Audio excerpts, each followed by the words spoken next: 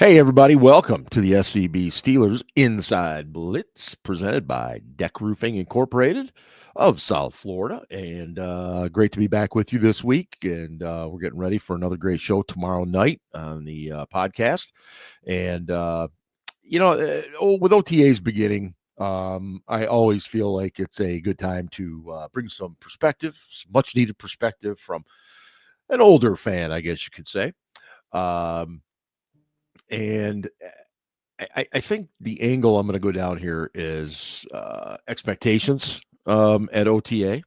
A reminder that they are voluntary, so we shouldn't get overly concerned when people aren't there or are there. Okay, they are voluntary. Um, and I also want to talk a little bit about TJ Watt, the QBs, stuff like that. But I will do my best to keep this at 10 minutes or less. That's kind of the idea of a short form podcast, last I checked. Um, First of all, the expectations. Let's just remember that these guys, as we have referred to it for years at Steel City Blitz, is that we call it football pajamas, as many other people do.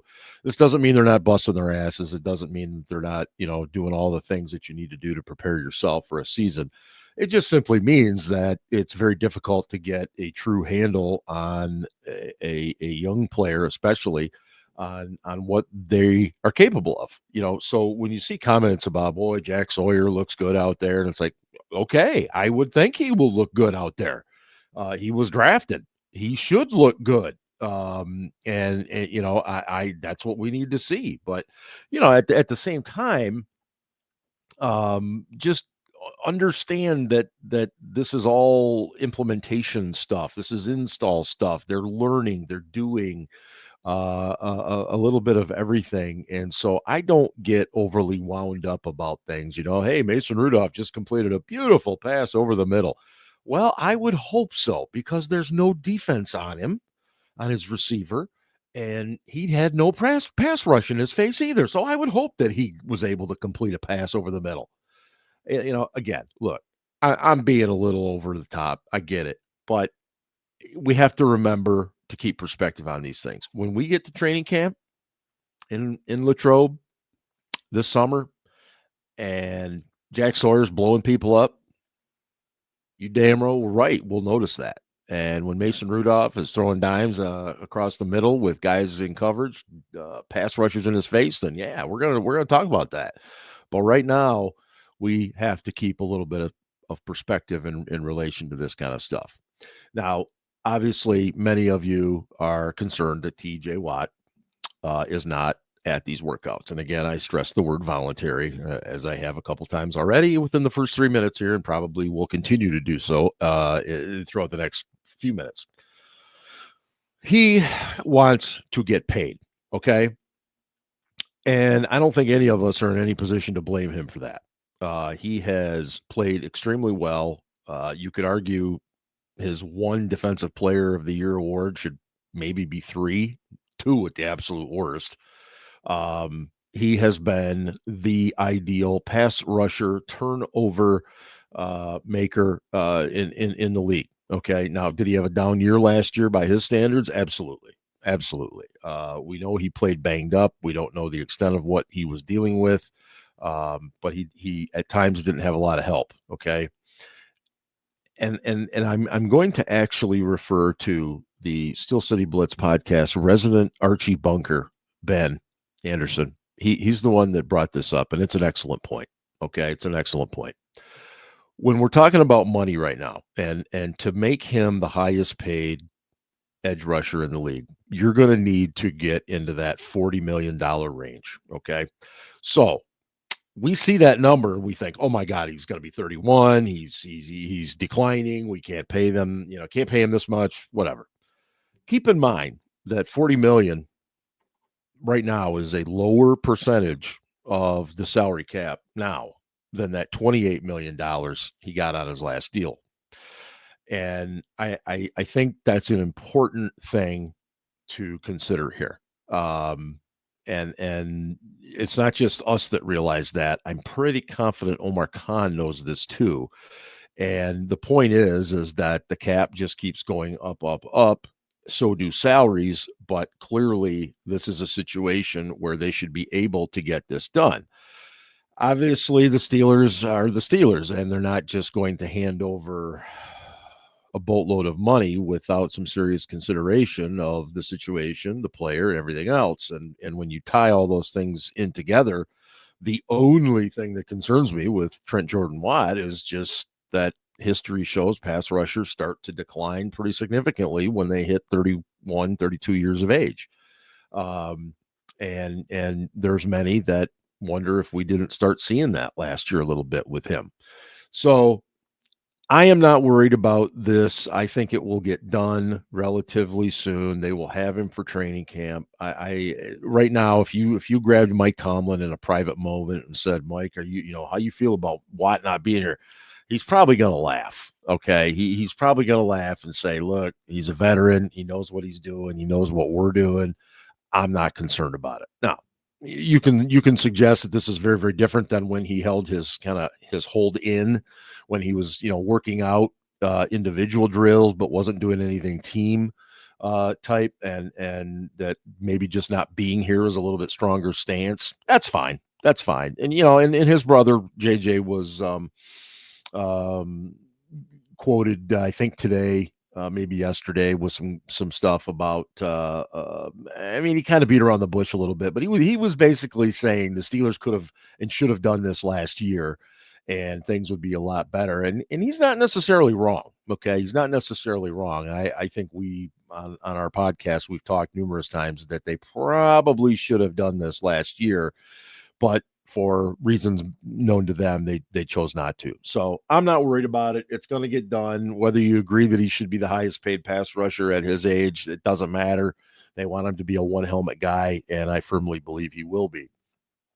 I do want to give some props to Mason Rudolph. Now, I'm on record as I've written many, many times for SteelCityBlitz.com, and we've said on the podcast that I wasn't crazy about the drafting of him in the third round. I thought there were many, many other needs that we could have used that pick on. It is what it is. They got Mason, and we know kind of the ups and the downs that he went through during his first stint here in Pittsburgh, and then of course he had that great 3-game run to get the Steelers into the postseason in 23. Spent 24 on a really bad Tennessee team. I mean, so bad they had the number 1 draft pick.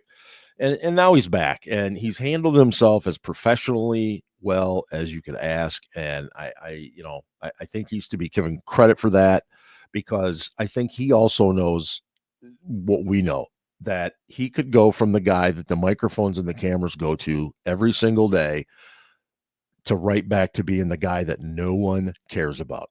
If Aaron Rodgers signs and comes to Pittsburgh, Mason Rudolph is going to disappear into the abyss of QB2, and it cannot be easy on him. And I think he's handled himself very, very well to this point. And I everything I have worked on to talk to people, my understanding is that there is not an agreement in place between the Steelers and Rodgers. They're now. I'm not saying there's not. Okay, there very well could be, and there could be like 2 or 3 people in the whole world that know it. Rodgers, Mike Tomlin, Omar Khan, maybe Art Rooney too. I don't know.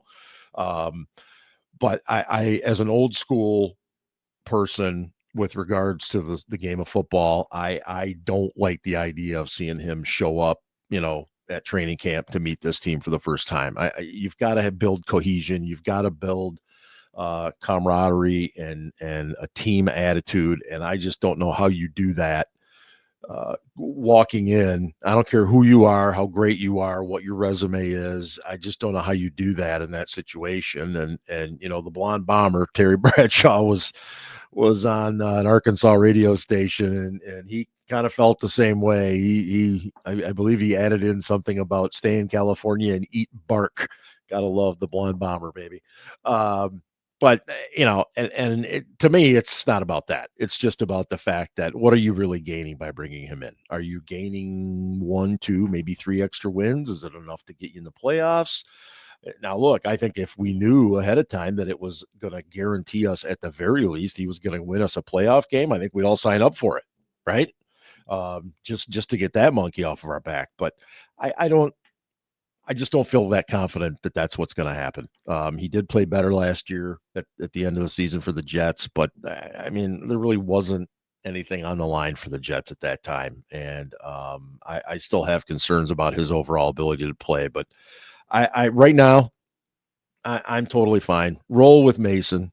If the season goes downhill fast, give Will Howard a chance. See what you got. I mean, because if you do find a flash in the pan type thing there, and it's like, holy crap, this kid can play. Now you change your draft strategy a little bit.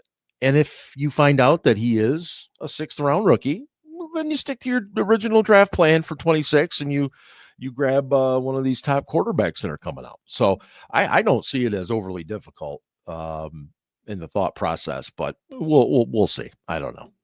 Okay, so I've rambled on long enough. Tomorrow night, 10 o'clock, live on YouTube, and I think the whole gang will be there. I haven't heard otherwise, and including some bangers from Casey Kasem as well. He's been on fire the last couple weeks, so make sure you stick around and watch him at the end. And we'll cover everything from OTAs. I'm also going to talk a little bit about what's happening in Cleveland with their stadium issue, because I think it is very much a precursor to what we could be dealing with in Pittsburgh.